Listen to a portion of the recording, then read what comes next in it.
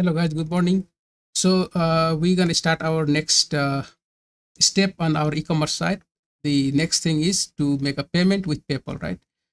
So let's go through that and try to understand. So I've added all the code here. Pay order by PayPal, right? Step one is to make a your basically, if you have PayPal account, then only you will be able to use this, right? Even I don't have, so I'm using some other people's account. Like, let me just quickly log in, right? Okay, not that one.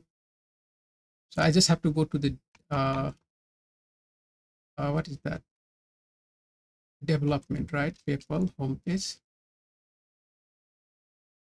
here. Okay, so if you go to the developer, just click on developer here, right? I think it should, or maybe in the go to dashboard, business dashboard, right? Just click on that, and it's not that. Okay, it's not that, right? Developer dashboard, where it will take me now, right? Yeah.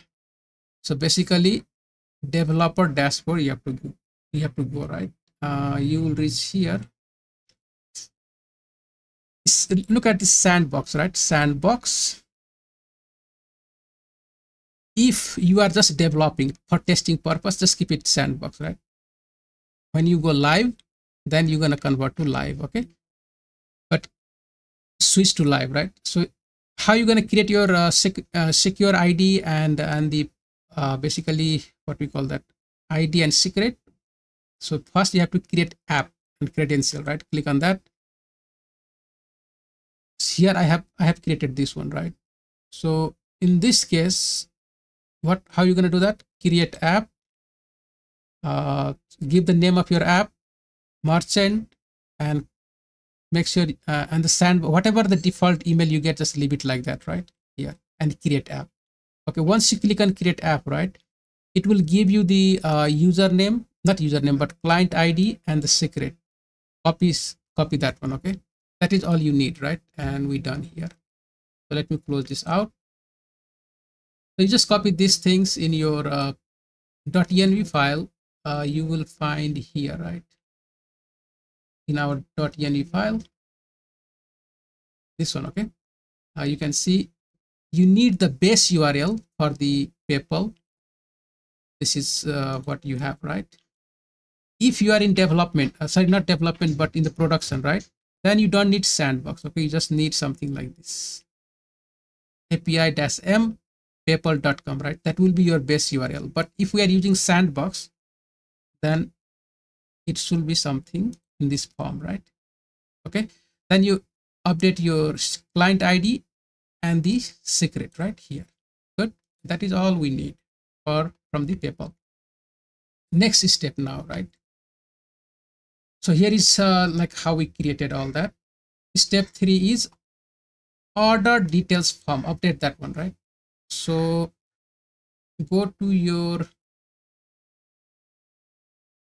order ID, right? Order details form here. Okay, this is the form. In the page here, you are importing that form, right? So we had order before, right? We just need to add another property, PayPal client ID, right? And how you get that? From the env file. If there is no client ID, then just put some string, right? That is all we have to do. So here, I don't know why I get error, right? I was working through that something I update the type script and it gave me some kind of error, but we'll see. We'll fix that later, right? Maybe I'll check later, but let's continue. Okay, not this stuff here.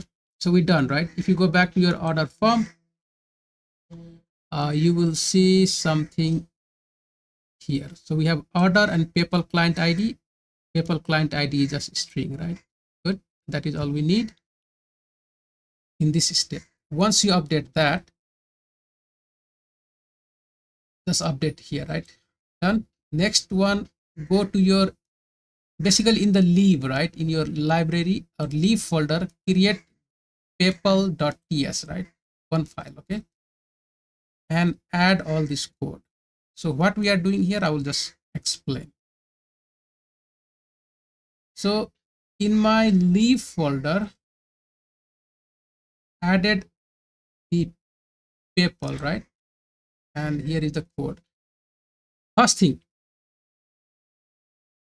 let's say if I have production URL, right? Maybe in my PayPal API URL, then that is what I will get. But for now, I still have this one, right? Over there also. I don't have production, without sandbox, I don't have. But once you go production, you can update that, right? So if there will be, production URL, whatever URL you put in the PayPal API URL, right? That is what you get here. If you not find anything, I mean, you will get this, right? So that is base URL. Now see the PayPal, we are exporting PayPal, this object, right? See, we just exporting one object. Okay, inside this object, right? Where that object in somewhere here, right? Somewhere here, even not there, this one. Okay, so in this object we have two function, basically two property, right? Create order and capture payment, right? Capture payment. Okay, these are the two function. Why I'm saying function? They are the property of object, but I define function in that object, right?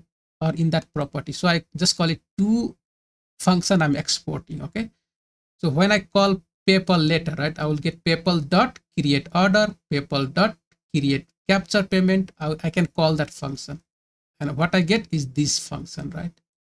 So let's start with the first function.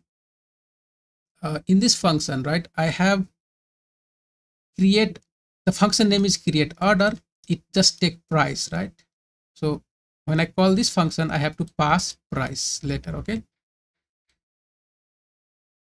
access token, I need to get access token, right? So await generate access token. I need to call this function. I need to call this function. What is this function? So here we just define, right, generate access token. So let's understand this. You're gonna call PayPal client ID and PayPal app secret, right, from process.env. And this is the basically what we can call, right, base 64 system, right? The way of creating authenticated like secret or some kind of key, right? Okay, so buffer.from, you pass PayPal client ID plus there is colon, right, and PayPal secret to string, and use base 64 system, right, to generate some kind of key. So this is something from JavaScript. You just have to like Google search and try to understand, right? So let's say it generate based on this client's ID and PayPal app secret, right? With based on these two, using base 64 system, right, we generate some authenticated key. Okay, we're going to use that right later. We do that. Now here we just call our API fetch function from the browser, right? And we say, and then we're going to pass our base URL, which we have here, right, on the top. Base URL, this is the one, we pass that. V2 version, this is just a string, V2 checkout orders, right? We just pass all this path. So base URL slash V2 checkout orders, and you give the order ID, right? Okay, I'm talking, sorry guys, I'm here, right?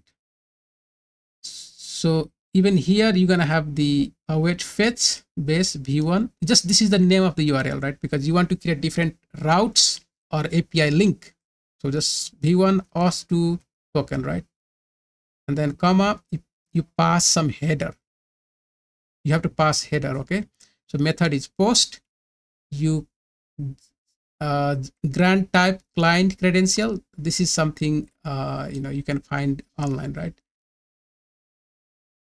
And then header will be authorization basic auth, right? This is what we pass here in the header. So we just created something like data, right? to be passed to this URL. Okay. Method is post, just give something to the body, grant type, client credential. This is the client credential. So who is the client now, right? In our case, like we're gonna use the PayPal. So that's why in authorization, we are trying to authorize this auth, right? What is this here? This one, okay? We're gonna pass this plus, basically, what happened, this information will be passed to the PayPal, right? To this route, okay? So the PayPal will, because what happened, right? This ID and secret is from PayPal, and we have decoded that here, right? And we are passing to the header to authorize, okay? The PayPal URL, this URL will take this information, they will validate, to their system, right? And they will authorize you to go in, right? So JSON data now, okay, so we just authorize, we're gonna get back something from the PayPal. By sending this information, it will respond you back something, right? So that response, we're gonna handle response in the function. We just pass in the handle response functions. Whatever we get back from the PayPal, you just pass to this function. So now let's look at this function, right? This function will take that response, and it says if response is status 200 or maybe 201, that is success, right? And okay, then return response.json, then just return whatever inside there, right? By converting to the JSON file, okay, return that. So when I call this function here, I will get some response back inside, stored in this variable. And from there, I can have an access token. So the point here to understand is this PayPal will return you access token to be used, right? For now, okay, it will give you that access token. Good. So now the thing is, every time you call this generate access token, right, you are getting access token. That is all, right? Fine. So let's go back and look at inside these two functions. So we have access token here. Now you're going to create URL base v2 version 2 checkout orders response. You're going to get back, right? So you have URL, post, header, content type, application, JSON, authorization, bearer. And this time we're going to pass the access token, because now we have a response back from the, the PayPal with access token. We just pass that access token, right, to the headers, so that we have access inside the PayPal. Now it will again return back response, but that's the header, okay? We must method, header, and body, right? In the body, this time we're gonna pass couple of things. So intent is capture, purchase unit is something like an amount, right? Currency USD value, you just pass this information, okay, to the body, right? And once you pass all that, it will return you back some update stored in this variable response.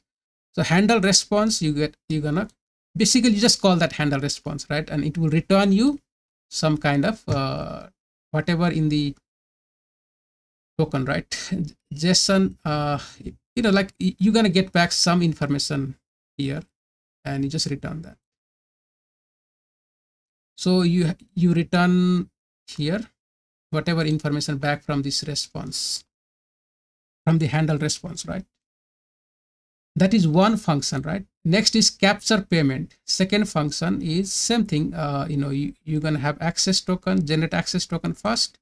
You write the API in this form, basically create the URL in this format, right? Then you go back, call the fetch API, method is post, in the header you pass content type and authorization, right? And it will respond back something which is you returning. So when you call this function, right, you get back some response. And same thing when you call this function here, right, create order, you're going to get something back. So we will be using this function, right? So we finished with this PayPal, some our functions to be used later. The next step is go to the leave actions order action, right? and there we're going to create a couple of function more, like create PayPal orders, and then we're going to pass the order ID, and we're going to proceed, right? So let's see the things we're going to do there. So I have to go to the actions order.action. Let's go back, right? So leave actions order.action. Okay, so this time we have to go back to the update. Where is the update section, right? We are working on update. Okay, here below updating, right? So we have done all this in the last video. So create PayPal order, right? So we are writing this create PayPal order function. We have to pass the order ID, right? Try catch block. This is async function. So let's go to the Prisma order, right? And find unique where ID equal to order ID. You get back the order, right? If no order, return error. Now const PayPal order, right? So we just await, you import that PayPal now, right? From the PayPal.ts, okay? And there is a create order, and it says just create order, just need the price as we saw earlier, right? Pass the price and you will get back some result, okay? So PayPal order, you have result back. Now let's update our order, right? So await Prisma order update where ID equal to order ID. So I think, maybe there will be some issue, right? I have to check because I know I tested and there was some issue, but just follow this, right? If something wrong, maybe I will update later. But this ID, because we are using, yeah, I think I forgot to, I don't know how it worked, right? We are using, this is, okay, we are using MongoDB, right? So must be, I think this will work, okay? This will work. If not, you have to add underscore ID, right? But I think this will work. Okay, just leave it like that for now. So order ID, we just pass that order ID here, right? Where, and then update payment result, and you make PayPal order ID, you update that, and the remaining email address, status, and price, make it empty, right? Okay, then return success, PayPal order created successfully, and then you return the data with PayPal order.id, because remember we have this PayPal order already. Just return that data right here. If there is error, just return the success false, message something error, right? We have format error functions, we just return that. Now next one is approve PayPal order. Once we enter there, right, then you're gonna call approve PayPal order. Okay, so order ID string, here you have to pass two things. First is order ID and the data, right? This data is basically what we get from the order ID of the PayPal, right? We have updated here.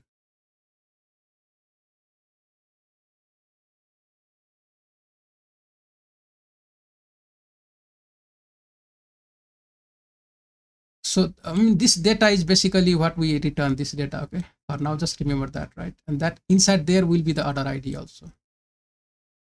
So try catch block again. You get the order first from the Prisma order, find unique where ID equal to order ID, you get that. If no order, throw error. Then capture data, right? Capture payment. Okay, we have the function in PayPal, get that, pass the data order ID, right? So from that data order ID, you pass that one.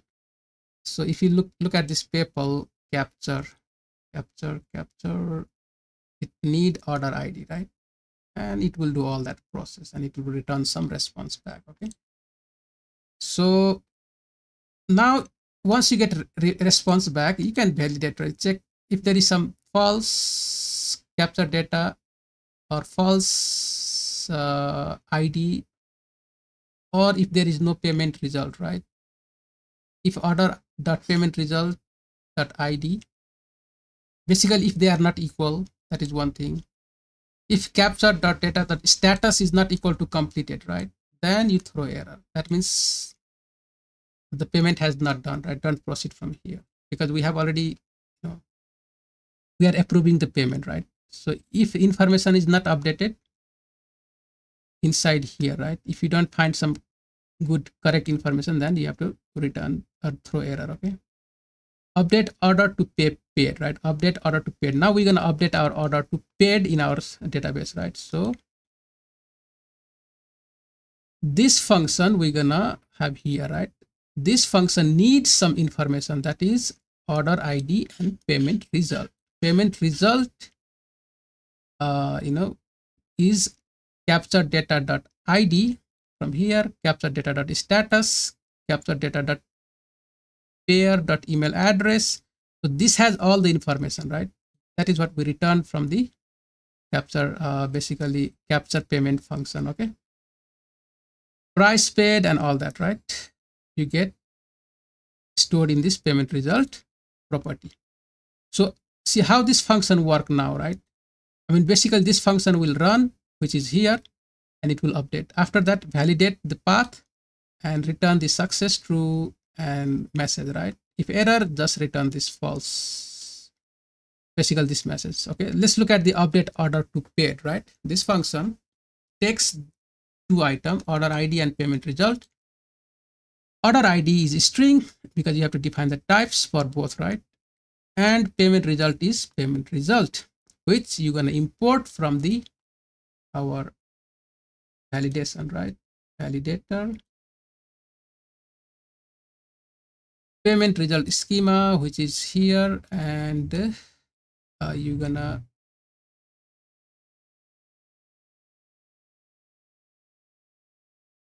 okay, not, let me check in the type, right? Can I define somewhere type index payment result? Okay, so you import that. Okay, so that payment result schema you can import here and then use that to convert to type, right? And that is what we are using. So this type has like a status, ID, email address, price paid, right? All that. Okay, so the important thing here is the transaction, right? Like you want to do two things same time, then you must use transaction. Okay, so if no order not found, just return error.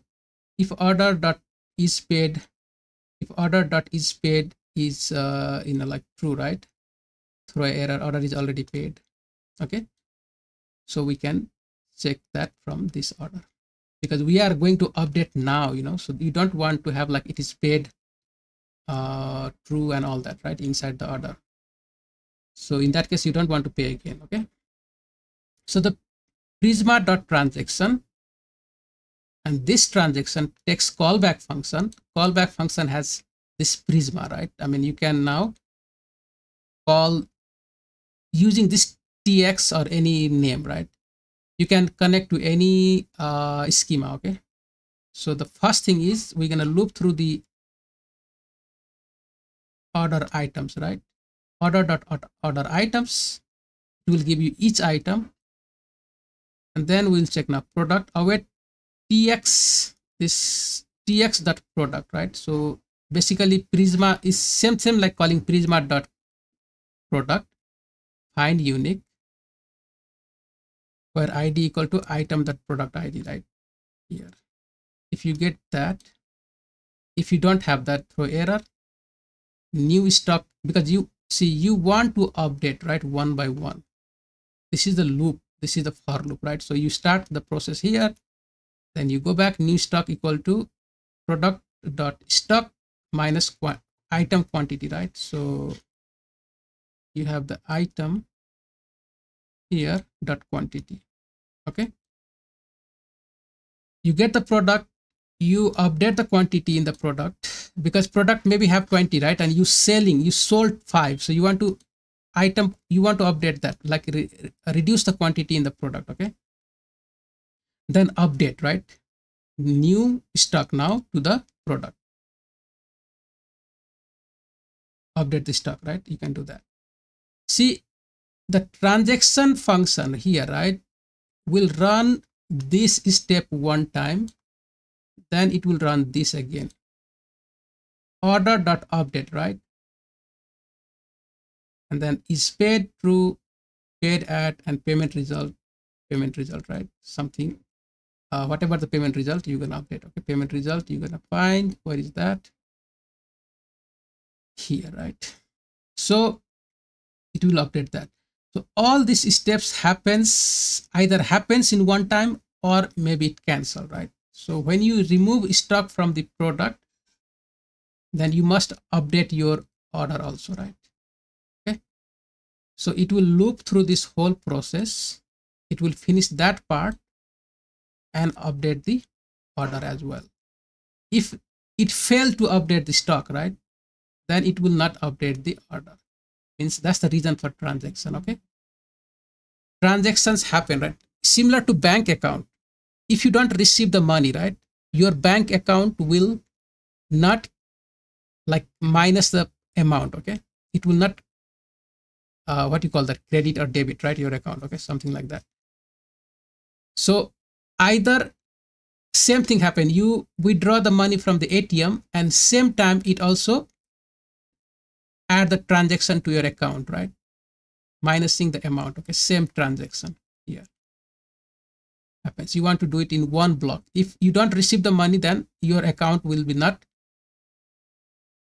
credited, right? Okay, so that was a transaction. Yeah, so basically, right, once we have finished all this, then final step is go back to our root and then order, right, here. And in the order form, we do couple of things here. Okay, let's look at this side, right? Let's go back here, and then in the details form, we need to install this PayPal React PayPal JS, right? We have to install this. We're going to use PayPal script provider, PayPal buttons, use PayPal script reducer, right? Something. These are the functions or hooks we're going to use from this library. Okay. Also, we're going to import Toast, use Toast, right? We're going to use that from the SATCN. So let's go and check that one. Once you finish installation, right, just install this in your terminal, and we're going to import that. So let's look at here now, right? In our order details form, we import create PayPal order and approve. Okay, not that one. Where is the other one, right? First, I want to import the let's see. We import that, right? Use Toast, fine. Here, import. I don't know why it's hiding right here. PayPal button, PayPal script provider, and use PayPal script reducer, right? Also import create PayPal PayPal order and approve PayPal order from the order action, right, which we just created here. Okay, we just import that to function, right? Create PayPal order and approve PayPal order, right? So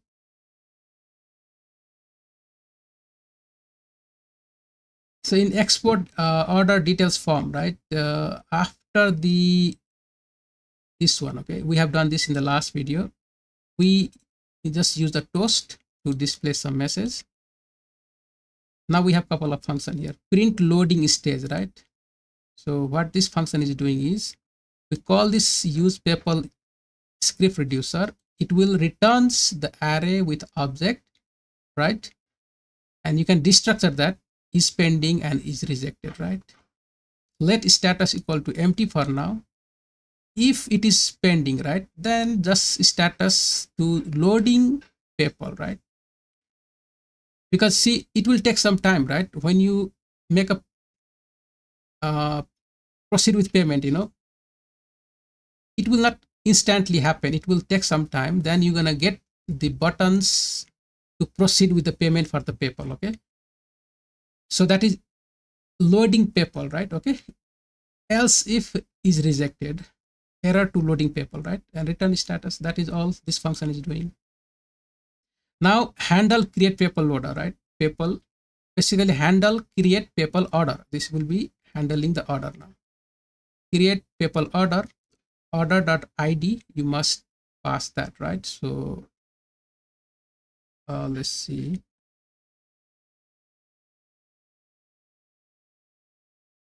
So we're going to get the order. You can import the order. Okay.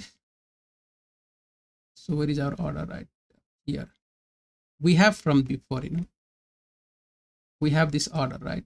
Already. And then you have PayPal client ID added today. So you have this order. You just pass that order ID here. If success, if no success, then return the toast message with error, and then return response data, right? Now handle approve PayPal order, right? So that is create PayPal order. Now handle approve PayPal order. You're gonna have data order ID. You're gonna get data, right? We have data on the top. Then approve PayPal order. You call that, right? Because we have it imported here. Okay. Approve PayPal order here. Then you pass this order ID and data, right? You pass that. And then toast description, response message, variant, success, default, or destructive button, right? Whatever it will display. Fine. So we're gonna call these functions later, right?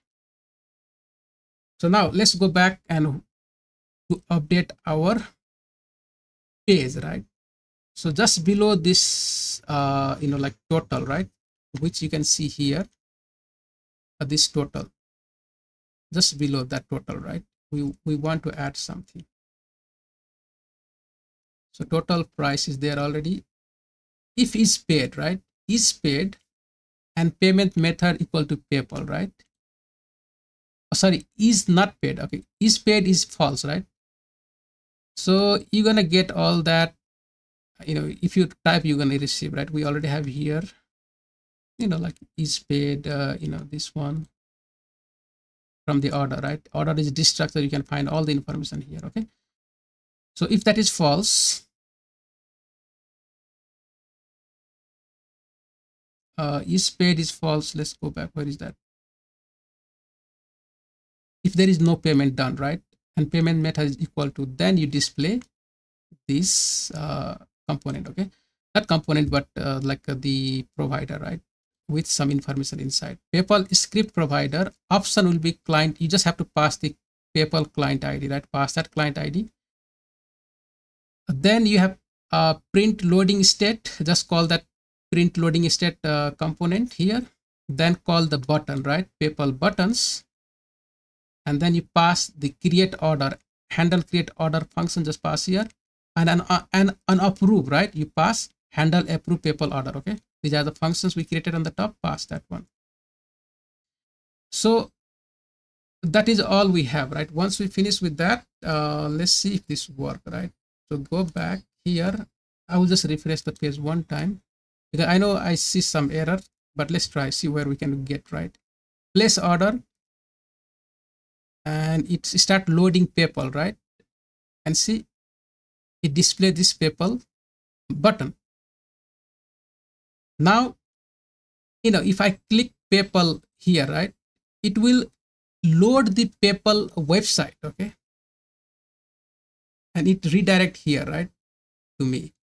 Now if I click next, but it should give me that email ID, right? I don't want to go to this website. Okay, this is the real payment, right? So I'm most likely you're gonna get that it should return me. I think it should return me the the developer email ID, right? What we had earlier. I think I added here. So I just don't want to proceed. I have never tested before, right? This email ID will be this email ID, right? Here, okay. And then next step, you just click and try. So you guys can create the fake PayPal account. Maybe just create if you are allowed to create, right? I'm not allowed. So I'm just using someone real PayPal account. I don't want to like mess up something right inside. So just click next and you will see how things are done, right? Once it succeed, it will, what it will do, right? It will minus the items from your product, and also the status will be paid, right? Update the order status also. Okay, so that's what will be happen. Okay guys, so just stop up to here, right? I will not go further, okay? Because if I will gonna get my own account, maybe I will try and test. But that should, I mean, you get the idea, right? How things work, okay? That is the point here. So I will just stop here. You guys can try up to this point. We will check the payment with the, next, I think we're gonna use Stripe. Maybe we're gonna add a Stripe payment also, right? But before that, I will just, like once we paid, right?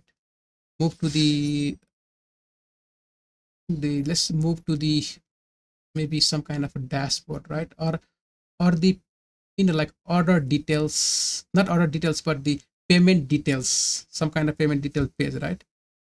We'll see. We'll just go there and try to get some result. But the only problem for me is proceeding with the complete payment, right? I don't know how I can do that. Maybe I will create my own.